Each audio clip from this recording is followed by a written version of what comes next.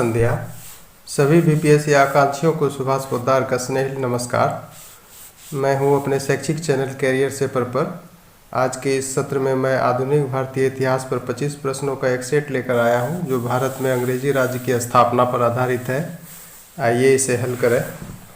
Question number 1 देखें, भारत और Europe के बीच व्यापार। ऑप्शन देखें, प्राचीन काल से ही व्यापारिक संबंध थे। व्यापार स्थल मार्ग से होता था, समुद्री मार्ग से होता था। अरब सौदागरों की भूमिका महत्वपूर्ण थी। तो इसमें देखें कौन कौन सही होगा। प्राचीन काल से ही व्यापारिक संबंध थे, ये सही है। व्यापार स्थल मार्ग से होता था, न कि समुद्री मार्ग से, तो बी सही है, सी गलत है। अरब सौदागरों की भूमिका महत्वपूर्ण थी, ये भी सही है। यानी ए, बी और डी सही है। इसमें आंसर इसका ई होगा। ए, बी और डी सही है। अब थोड़ा सा इसका बैकग्राउंड ले लें। ये एक तरफ भारत का बाजार था, दूसरी तरफ यूरोप का, और उस बीच में अरब का बाजार था। तो अरब के व्यापारी भारतीय बाजार से, वहाँ के व्यापारियों और कारीगरों से सामान खरीद के अरब के बाज़ारों में लाते थे, और वो उसी अरब के बाज़ारों से यूरोप के व्यापारी सामान खरीद के अपने देशों के बाज़ारों तक पहुंचाते थे। तो अरब का बाज़ार बहुत ही महत्वपूर्ण था भारत और यूरोप के बाज़ार के मध्य, इसलिए अरब सौदागरों की भूमिका महत्वपूर्ण थी। 2 नंबर देखें, 15वीं शताब्दी के आसपास यूरोप के व्यापारी स्थल मार्ग से भारत आने लगे। अब किस रास्ते, किस सागर से होते हुए? ये देखें, लाल सागर, पीला सागर, काला सागर, चीन सागर। तो इसका आंसर ए होगा, लाल सागर होते हुए। 15वीं शताब्दी की बात है। 3 नंबर देखें, एशिया और भारत के लिए एक सुगम मार्ग की तलाश के प्रयास सर्वप्रथम सफल हुए। तो किस नाविकों के द्वारा? स्पेनिश, हॉलैंड, पुर्तगाली, फ्रांसीसी। तो ये पुर्तगाली नाविक थे जो सबसे पहले सफल हुए एशिया और भारत के बीच मार्ग तलाशने के संबंध में। 4 नंबर देखें, वास्को डी गामा भारत आया। ऑप्शन देखें, 1598 ईस्वी में, ये गलत है, 1498 में आया था। उत्तर महासागरीय के मार्ग से, ये सही है। केप ऑफ गुड होप के रास्ते वो आया था, और पूरे अफ्रीका का चक्कर काटते हुए। ये देखें, पूर्वी तट पर उतरा, ये गलत है। पश्चिमी तट पर उतरा, ये सही है। आप जानते हैं कालीकट के बंदरगाह पर उतरा, जो पश्चिमी तट पर है। तो इसमें कौन कौन सही हुआ? उत्तर महासागरीय के मार्ग से और पश्चिमी तट, यानी बी और डी सही हुआ। इसका भी आंसर ई चला जाएगा। ये सही है और ये सही है। 5 नंबर देखें, वास्को डी गामा भारत में क्या लेकर स्वदेश पहुंचा? ये सभी जानते हैं, वेल नोन क्वेश्चन है। ये सब आता रहता है, पूछता रहता है। सूती कपड़ा, मलमल, मसलिन, गरम मसाला। ये आंसर डी होगा इसका। आप जानते हैं कि उसका जितना भी यहाँ भारत के कालीकट बंदरगाह तक पहुँचने में खर्च हुआ था, और यहाँ से जो गरम मसाला ले गया अपने जहाज में भर के, अपने देश में वो 60 गुना ज़्यादा मुनाफा कमाया। तो ये आंसर डी सही है।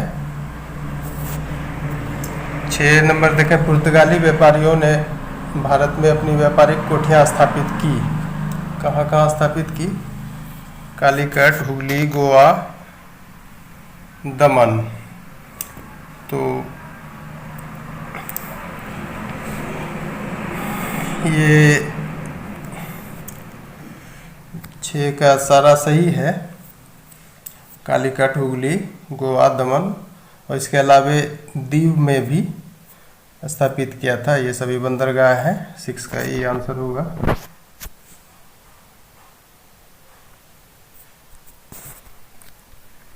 7 नंबर तक के पुर्तगाली जिस मार्ग से भारत आए, उस मार्ग का अनुसरण किसने किया? हॉलैंड की कंपनी, इंग्लैंड, फ्रांस, डेनमार्क, कौन सा होगा? तो ये भी, इसमें भी सब सही है। हॉलैंड, इंग्लैंड, फ्रांस, डेनमार्क, जो भी यूरोप की कंपनियां थी इंडिया में, इंडिया आई तो पहले पुर्तगाली जिस मार्ग से आए थे उसी का अनुसरण करके ये सभी कंपनी भी भारत में प्रवेश की। तो इसका आंसर भी ई चला जाएगा। सारे सही हैं, सब A B C D. England के कुछ व्यापारियों ने ईस्ट इंडिया कंपनी की स्थापना की। कब की स्थापना?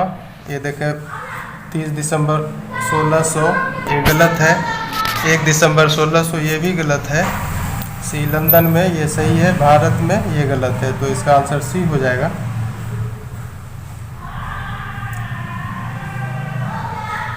स्थापना 31 दिसंबर 1600 ईस्वी को हुई थी लंदन में।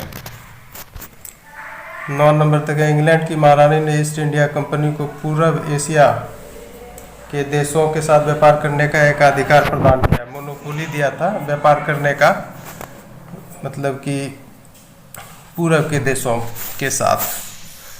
तो कितने वर्ष के लिए? ये देखें 5, 10, 15, 20। तो आंसर इसका सी होगा, 15 वर्ष। 10 नंबर देखें, भारत में रह रही यूरोपीय कंपनियां क्या खरीदती थी?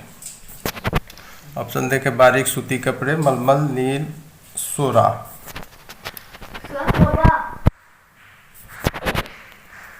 तो ये सारे ऑप्शन सही हैं। बारीक सूती कपड़े, मलमल, नील, सोरा, ये सभी चीज़ खरीदते थे भारत में रह रही यूरोपीय कंपनियां, यानी कि जो भी थी, इंग्लिश, हॉलैंड, डच, ये डेनिश और फिर फ्रेंच, ये सबों का जो ये था खरीदारी था इंडिया में लगभग एक समान था। तो ये सारे सही हैं, इसका आंसर ई जाएगा। सबों के लिए कॉमन गुड्स था और यही कारण था कि इंग्लैंड की ईस्ट इंडिया कंपनी के साथ अन्य यूरोपीय कंपनियों का जो इंटरेस्ट था वो आपस में टकराने लगा। अधिक से अधिक सामान खरीदने तथा अधिक से अधिक मुनाफा कमाने के लिए उसमें होड़ सी लग गई। और इन सभी चीज़ों के अलावा रेशम भी था, एक चीज़ जो इन लोगों के लिए कॉमन था। 11 देखा, पूरे यूरोप में किस चीज़ की मांग जोरों पर थी? सोरा, नील, गरम मसाला, रेशम। तो ये आंसर सी होगा इसका, गरम मसाला। इसकी मांग जोरों पर थी। क्या कारण था? भारतीय मसालों का उपयोग मांस को स्वादिष्ट बनाने के लिए किया जाता था और इसे लंबे समय तक उपयोग में लाए जाने योग्य बनाए रखने हेतु, यानी मांस में जब भारतीय मसाला को लगाया जाता था तो ज़्यादा मतलब कि देर तक वो अच्छा रहता था, खाने के योग्य रहता था। तो इसकी मांग जोरों पर थी, गरम मसाला होगा आंसर। 12 देखें, सोरा का इस्तेमाल किया जाता था, लगभग ये सभी लड़के जानते हैं। ये देखिए ऑप्शन खुद पकड़ा जाएगा, दवाई, बारूद, धातु, मांस उद्योग। तो ये आंसर बी होगा, सोरा का इस्तेमाल बारूद बनाने में किया जाता था। 13 नंबर तक यूरोप में अभाव था। क्या चीज़ का अभाव था? नील, सोरा, गरम मसाला, रेशम, ये सारे चीज़ों का अभाव था। और इसके अलावा ये भी मलमल, बारीक सूती कपड़े, ये जो भी यहाँ से उन लोगों के लिए जो कॉमन गुड्स था खरीदारी करने का, लगभग सारे चीज़ों का अभाव था यूरोप में। तो इसका भी आंसर ई चला जाएगा। 14 नंबर देखें, यूरोप की कंपनियां मुख्य रूप से क्या देकर भारत से सामान खरीदती थी? मुद्रा, सोना, चांदी, वस्तु। तो इसमें आंसर बी और सी सही है, सोना और चांदी देकर ही वो सामान खरीदती थी यहाँ पर। तो इसका भी आंसर हो जाएगा ई। ये सही है, ये सही है, सोना और चांदी। 15 नंबर तक यूरोपीय कंपनियों के बीच हिंसात्मक झड़प की शुरुआत की।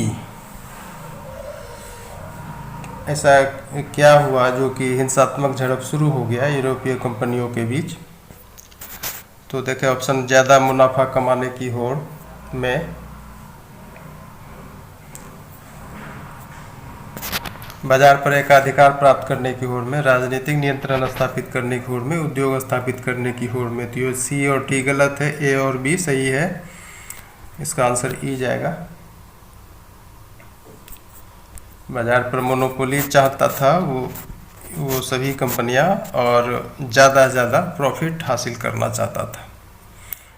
16 नंबर तक यूरोपीय कंपनियों द्वारा खरीदे गए माल की सुरक्षा फैक्ट्री में की जाती थी। उस वक्त फैक्ट्री था, ये टर्म है फैक्ट्री। जैसे फैक्ट्री मोटा मोटी लोग जानता है कि फैक्ट्री में वस्तु का उत्पादन किया जाता है, तो उस समय ऐसा नहीं था फैक्ट्री का डेफिनेशन। ऑप्शन देखे, वस्तुएं बनाने की जगह, एक किलाबंद माल गोदाम, सैनिकों का ट्रेनिंग सेंटर, व्यापारिक कोठी। तो ये आंसर बी होगा इसका। फैक्ट्री का मतलब होता था एक किलाबंद माल गोदाम, और माल जो भी वो खरीदता था उस फैक्ट्री में ही रखा जाता था और उसकी सुरक्षा की जाती थी। उसके लिए सैनिक भी भर्ती किए जाते थे। तो फैक्ट्री का मतलब उस समय होता था एक किलाबंद माल गोदाम। 17 नंबर तक भारत में केवल 2 ही यूरोपीय कंपनियां रह गई थी। ये समय पूछा गया है ऑप्शन में। कंपनियां तो 4-5 थी, लेकिन एक समय आया जब 2 ही रह गई, और वो 2 कंपनियां थी इंग्लिश और फ्रेंच ईस्ट इंडिया कंपनी। तो देखें ऑप्शन, 16वीं शताब्दी के आरंभ तक, 17वीं शताब्दी के आरंभ तक, 18वीं शताब्दी के आरंभ तक, 19वीं शताब्दी के आरंभ तक। तो इसका आंसर हो जाएगा सी, 18वीं शताब्दी के आरंभ तक।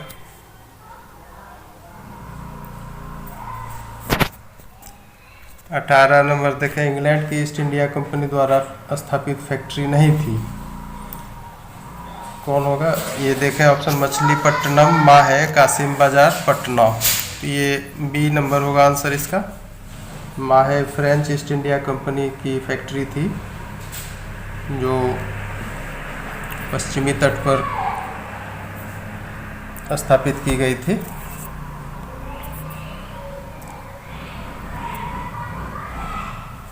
और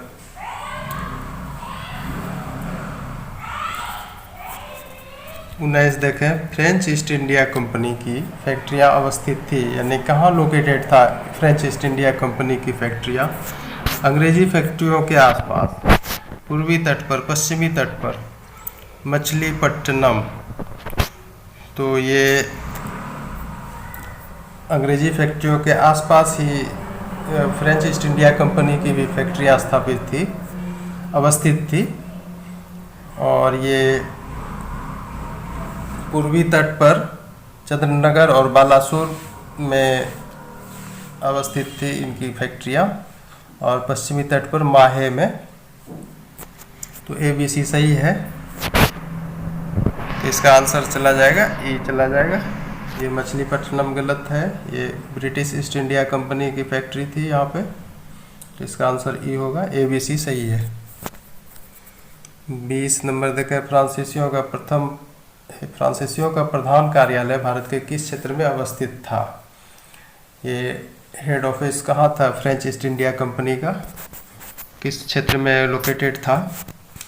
पूर्वी तट, पश्चिमी तट, दक्षिण पूर्वी समुद्री तट, दक्षिण पश्चिम समुद्री तट। तो ये इसका आंसर सी होगा, दक्षिण पूर्वी समुद्री तट, यानी पांडिचेरी, जो आज का पुदुचेरी है। पांडिचेरी में था इसका प्रधान कार्यालय, जो दक्षिण पूर्वी समुद्री तट पर स्थित था। 21 नंबर देखें, अंग्रेजों का प्रमुख केंद्र था। अंग्रेजों का प्रमुख केंद्र कहाँ था? ऑप्शन देखें, पांडिचेरी, मद्रास, मछलीपट्टनम, सूरत। तो इसका आंसर बी हो जाएगा, मद्रास। फोर्ट सेंट जॉर्ज का नाम सुने होंगे, वही इसका प्रमुख केंद्र था, जो पांडिचेरी के आसपास ही था। आंसर इसका बी होगा। 22 नंबर देखें, भारत में इंग्लैंड और फ्रांस की कंपनियों में संघर्ष की शुरुआत हुई। कब शुरुआत हुई? उस समय शुरुआत हुई जब यूरोप में इंग्लैंड और फ्रांस में संघर्ष छिड़ गया। अभी नंबर देखें, कर्नाटक से, ये भी सही है। कर्नाटक में उत्तराधिकार का संघर्ष से, ये भी सही है, यानी ए बी सी करेक्ट है। आंसर इसका ई होगा।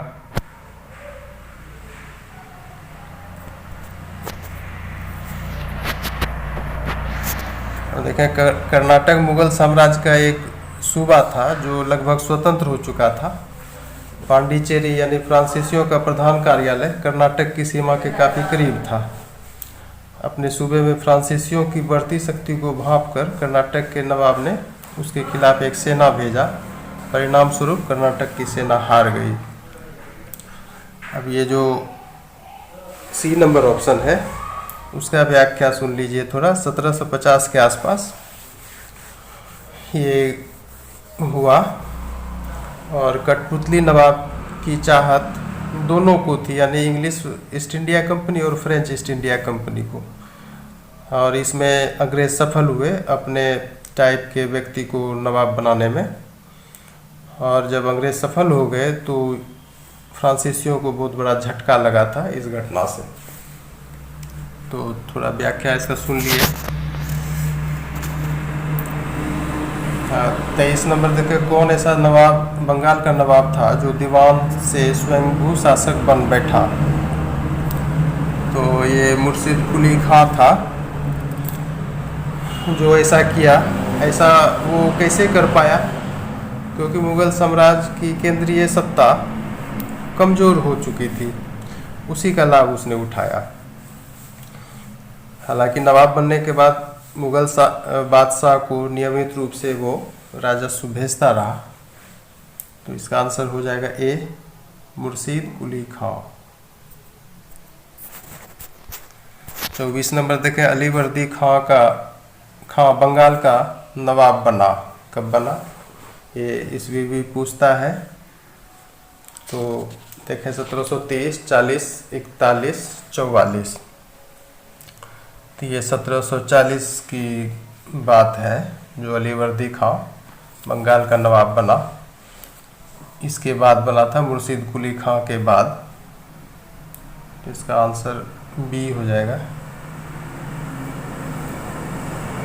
और ये अलीवर्दी जब नवाब बना तो बंगाल में कुशल प्रशासन कायम किया और यूरोप के व्यापारियों को हमेशा अपने कंट्रोल में रखा। 25 नंबर देखें, इंग्लिश ईस्ट इंडिया कंपनी को बंगाल में हस्तक्षेप करने का अवसर मिला। ये अच्छा प्रश्न है।